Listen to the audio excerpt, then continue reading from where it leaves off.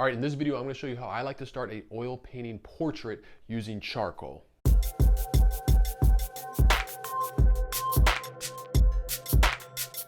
Hi, welcome to Paint Coach. I'm Chris Fornatero here to help simplify oil painting so you can get better faster.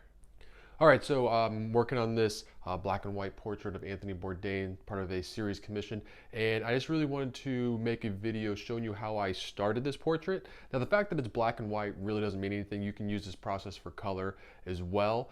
This is just how I like to start a portrait using charcoal. I'm going to walk you through how I block it in, get the measurements. And I got a special little step that I feel like a lot of painters don't know about. Something I learned a long time ago that is kind of like a simple way of blocking it in and doing a very simple, I guess you could call it an underpainting. But I'm just going to jump right on into it. All right, the first thing I'm going to talk about is this. And I just got this a few months ago and it is great. And this is on Amazon, they call it a proportional divider. I'm sure there's a lot of, more educated painters out there that know exactly what this is called, but I will put a link to it in the description where you can buy it. And pretty much the way this works is you can use the smaller side or the big side. You measure. So if I wanted to know, the distance from the eyes to the bottom of the nose, I measure it here, and it transfers it into a bigger measurement here. So I can measure on my photo reference and then transfer it over to my painting. So when you see the time-lapse video of me drawing in the portrait here and you see me going back and forth, that is what I'm doing.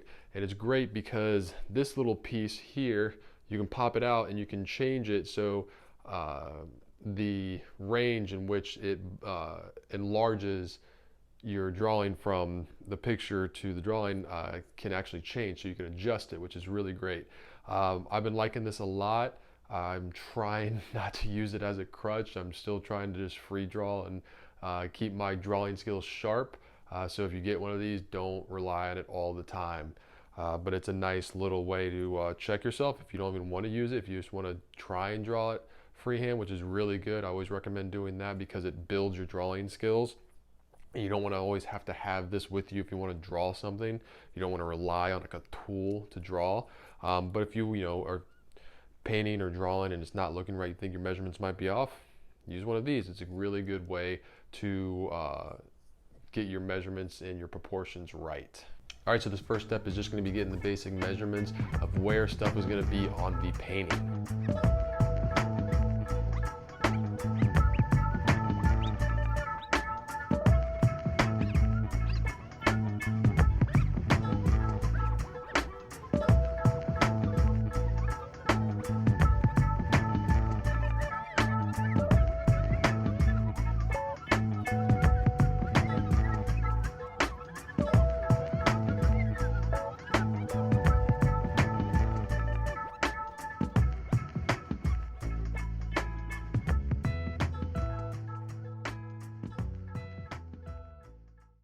All right, this next step is just drawing in with straight lines because it's a lot easier to get a straight line right than a curved line.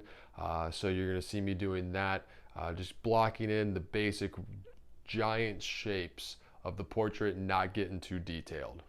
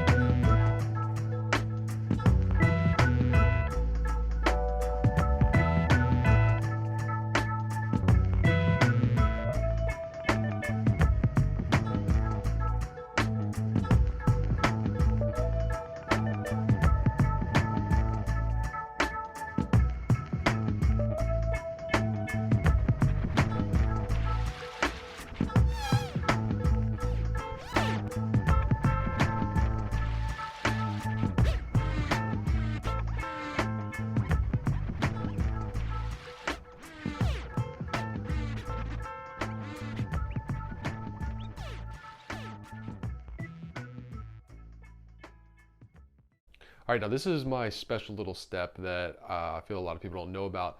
But what I like to do is I like to put a lot of the charcoal on in the painting while I'm drawing. You see that I've just kind of roughly filled in a lot of areas. And now I like to take just a clean brush and paint thinner, mineral spirits, turpentine, whatever you're using. And I just get my brush wet and I push around that charcoal. When you put paint thinner on that charcoal, it's going to loosen it up and it's almost going to be like paint. And you can move it around and it darkens. So it's a cool way to block in and kind of get a gray underpainting going. You're not going to get very detailed with this. It's not going to be super honed in. It's just a cool way to move around the charcoal to help you with the drawing phase and really kind of blocking stuff in general and getting the big shapes and getting a little bit of value in there. It's not going to be like a fully accurate value underpainting like some people do with like burnt umber or other colors, but it's a cool way to, you know, move around the charcoal and just get a little more specific with your big shapes.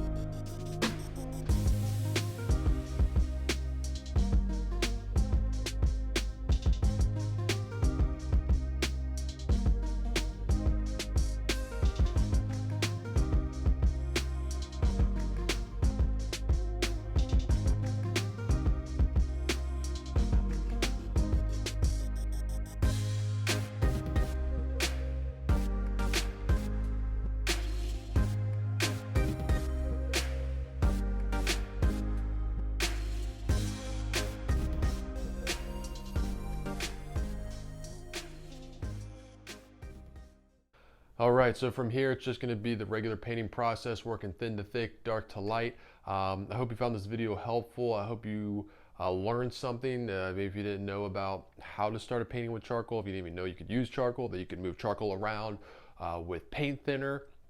If the measurement device I showed you help, I really hope this all helps you out.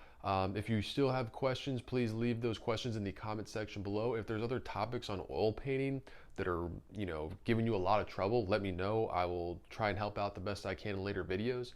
Also, I plan to do a lot more plein air painting videos. I know I've probably said that in a few videos now, but I'm waiting for the right supplies, and it's actually kind of difficult to it's difficult just to go out and plein air paint, just from a physical standpoint of the elements and the equipment and stuff like that, but also have to figure out a way to film it.